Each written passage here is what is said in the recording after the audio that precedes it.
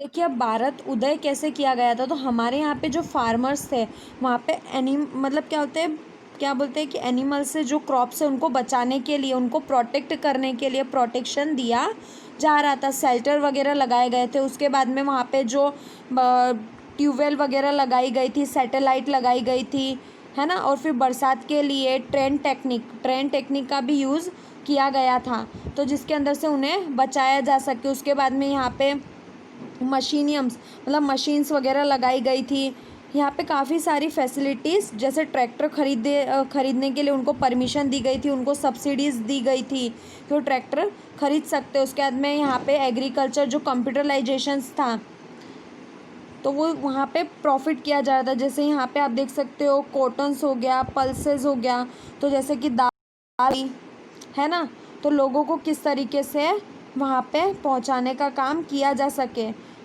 तो ये सारी चीज़ें हमारे यहाँ से हो रही थी, जैसे कपास, दलहन, मसाले, इनके जैसे कि ट्रेडिंग लेबोरेटरी के लिए मतलब यूज़ किया जा रहा था, तो उसकी भी ओपनिंग की गई थी कि हाँ, लोगों को ये किस तरीके से हम बहुत इंक्रीज़ किया जा रहा था, है ना। तो वहाँ पे लोग खेतों तक पानी पहुँचाने के लिए भी वहाँ पे सारी मतलब फैसिलिटी दी गई थी। तो इस तरीके से यहाँ पे लोगों को रोज़गार मिल सके, संपत्ति मिल सके। तो इस तरीके से हमारे यहाँ की जो गवर्नमेंट है वो ये सारे काम कर रही थी। चलिए अब आगे, यहाँ पे हमें आगे बताया है दीनदयाल दीनदयाल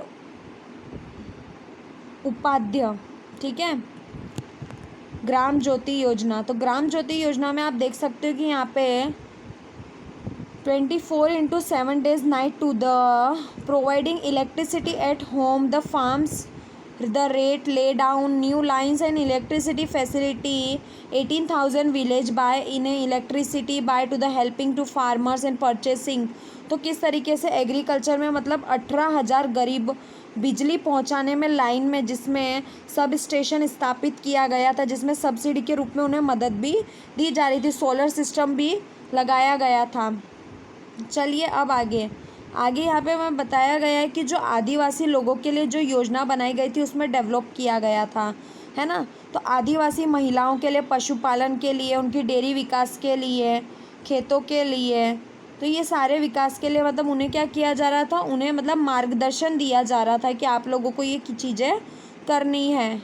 इनकरेजमेंट, ठीक है, इनकरेजमेंट किया जा रहा था। उसके बाद में आप यहाँ पे देखते हो ऑर्गेनिक फार्मर्स। तो ऑर्गेनिक फार्मर्स यहाँ पे सेंद्रीय खेती हो सकता है ना। तो सेंद्रीय खेती की जा रही थी, जिसके अंदर रजिस्ट्रेशंस, फीस की मदद, खरीदी, किसानों के बारे में उन्हें एजुकेशंस देना, और मतलब अनएजुकेटेड, तो ये सारे काम वहाँ पे किए जा रहे थे।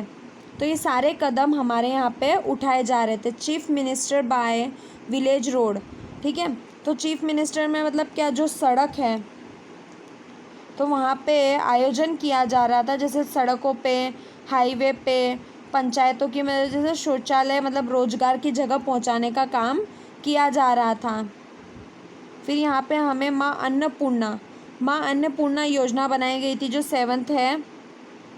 इस योजना में क्या था, गुजरात सरकार ने गरीबी रेखा के नीचे, गुजरात सरकार ने क्या किया था, गरीबी रेखा के नीचे जो सिटीज़ और विलेज वाले लोग हैं, तो 35 kg फूड जो मुफ्त में दिया जा रहा था गरीबों को। उसके बाद में यहाँ पे 5%,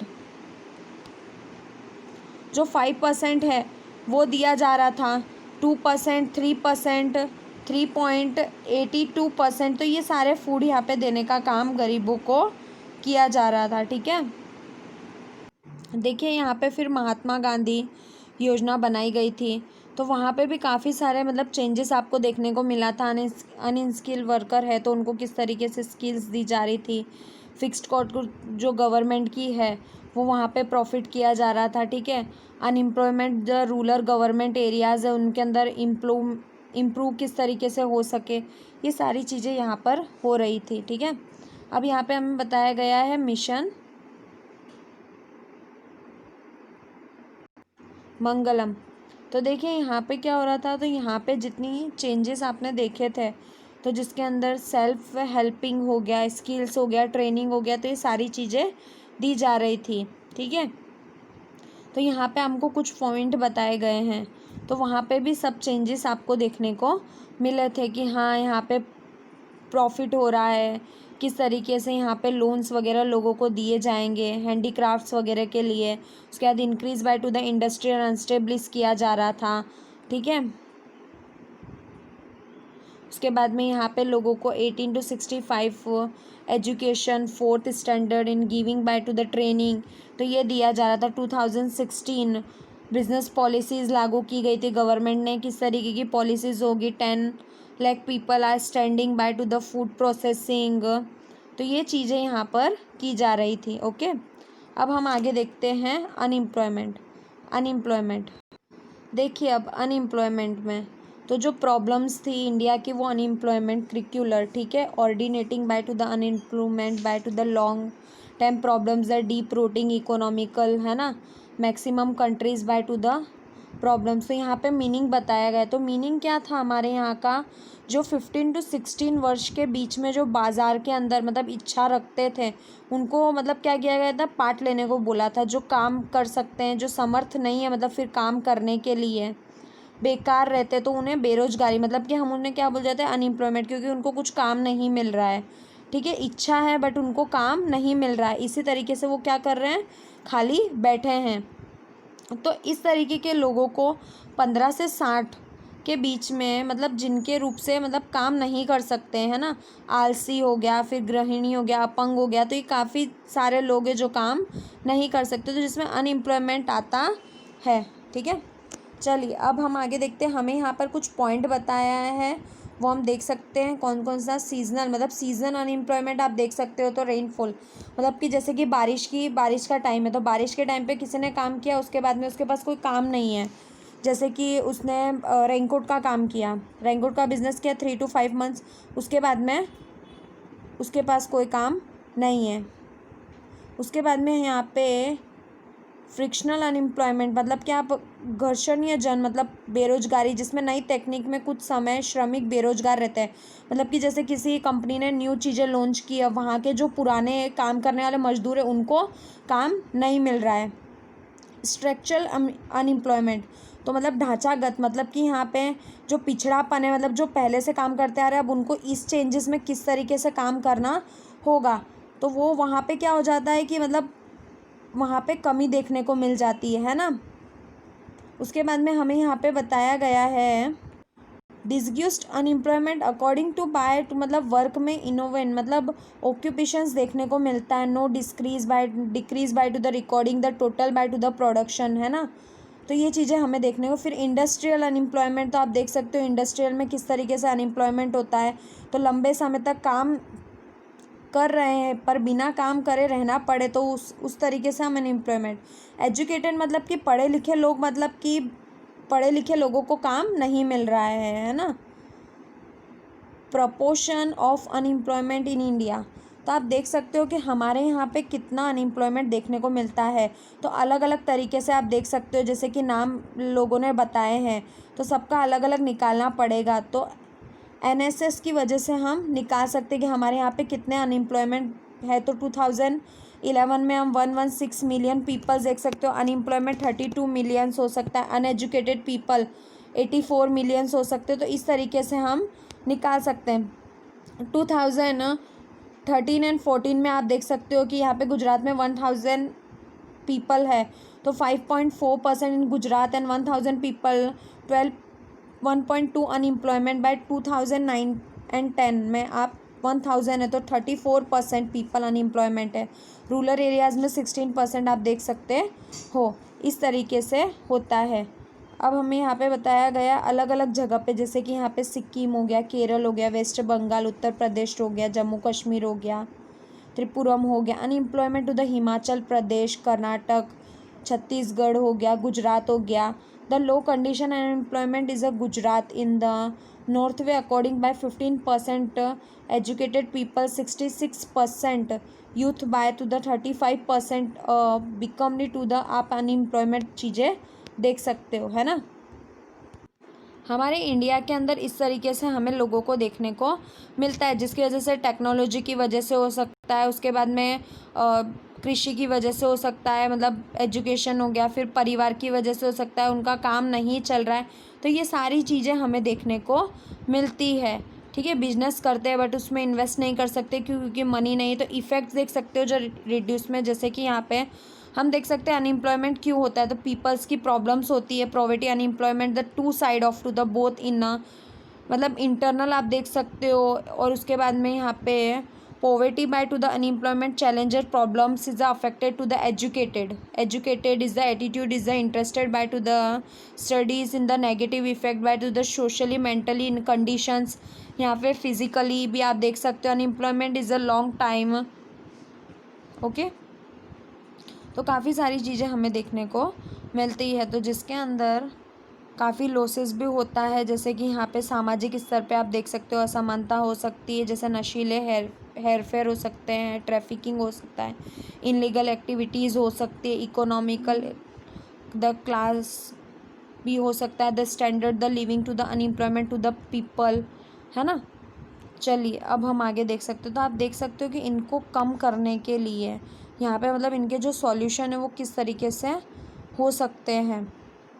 तो यहाँ पे हमें बताया गया है जो 10% डेवलपमेंट हो रहा है, तो हमारे यहाँ पे 10% डेवलपमेंट के अंदर मतलब जो दर है उसके ऊपर हमें क्या करना चाहिए, न्यू जो चीज़ें हैं जो इम्प्लीमेंट करनी चाहिए, है ना, तो जिससे हम रोज़गार बढ़ा सकें, उनको में इंक्रीज़ कर सके, जो हमारे भारत के अंदर चला आ रहा है, जो एग्रीकल्चर सेक्टर है वहाँ पे चेंजेस किया जाना चाहिए, है ना, तो उन्हें बढ़ाने का काम किया जाना चाहिए। यहाँ पे second, the government should be are developed by the labour production, the small cottages by to the मतलब इंडस्ट्रियल टू द जो हैंडीक्राफ्ट वर्किंग स्किल्स बाय, मतलब क्या किया जाना चाहिए कि मतलब जो लेबर्स है आप देख सकते हो कि लेबर्स क्या वर्क कर रहे हैं, तो अब उन्हें क्या ट्रेनिंग सेंटर, मतलब उनके लिए अगर हम ट्रेनिंग सेंटर रखे, जैसे हमने हमारी टेक्नोलॉजी को चेंज किया है तो उसकी वजह से उनको भी प्रॉफिट हो सकता है, हमारी कंपनी को भी प्रॉफिट होगा। फर्स्ट प्रॉफिट कि वो पुराने लेबर्स हैं और हमने उन्हें ट्रेनिंग दी है तो वो उसे और अच्छे से करने की कोशिश करेंगे, है ना, तो इस तरीके से हम उन्हें उनके चेंजेस कर सकते हैं। अब यहाँ पे हमें बताया गया जब peoples by less investment developing by a level, तो मतलब कि बिना इन्वेस्टमेंट के किस तरीके से हम डेवलप कर सकते हैं, उसके अंदर हो गया डैम हो गया, चेक डैम हो गया, ट्यूबवेल हो गया, है ना, तो काफ़ी सारी चीज़ें हम यहाँ पे बांध सकते हैं, है ना, इम्प्रूवमेंट कर सकते, तो कितना इम्प्रूवमेंट होगा। चलिए अब हम यहाँ पे देखते हैं फोर्थ पॉइंट, तो फोर्थ पॉइंट में ह्यूमन डेवलपमेंट, जैसे कि आप देख सकते हो education, drinking water by to the electricities, improve the communications, मतलब कि उनको सारी फैसिलिटीज़ मिल सकें, in order by to the educated, unemployment by to the among youth skills by to the improvement in the providing the qualifications, देख सकते हो technological educations हो गया, है ना, तो ये सारी चीज़ें हमें उन्हें देनी पड़ेगी, जिसके अंदर स्किल्स हो गया, improvement the production increase by, तो जिससे उनको भी प्रॉफिट मिल सके। अब यहाँ पे हमें 6 पॉइंट बताया गया है, तो जिसके अंदर 6 पॉइंट में ये बोला है, मतलब यहाँ पे 5th पॉइंट में हम नई मतलब एजुकेशंस मतलब जो भी है हम उसकी स्किल्स निकाल सकते हैं।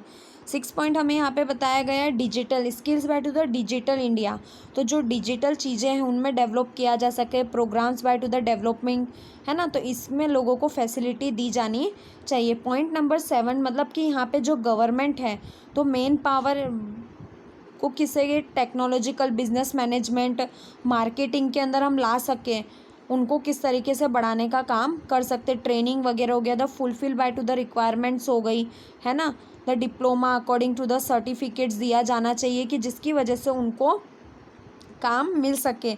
आप देख सकते हो यहाँ पे office management, hotel management, share marketing, तो सारी चीज़ों में उन्हें काम दिया जाना चाहिए। यहाँ पे स्पीकिंग, वीविंग, यहाँ पे आप देख सकते हो टीवी, फ्रिज, मोबाइल रिपेयरिंग के लिए शुरू किया जा सकता है, इलेक्ट्रिसिटी जैसे कि कंप्यूटर हो गया, साइंस हो गया, तो इन चीज़ों के अंदर काम को शुरू किया जाना चाहिए। स्टार्टअप इनटू इंडिया, तो इंडिया के अंदर किस तरीके से ये सारी चीज़ें लानी होगी।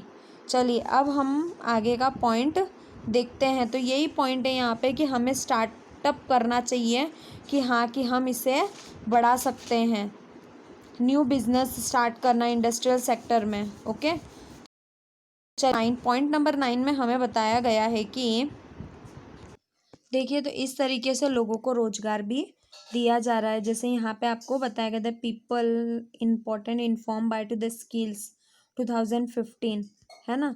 तो ये जो सेंटर भी बनाए गए हैं कि लोगों तक पहुँचाने का।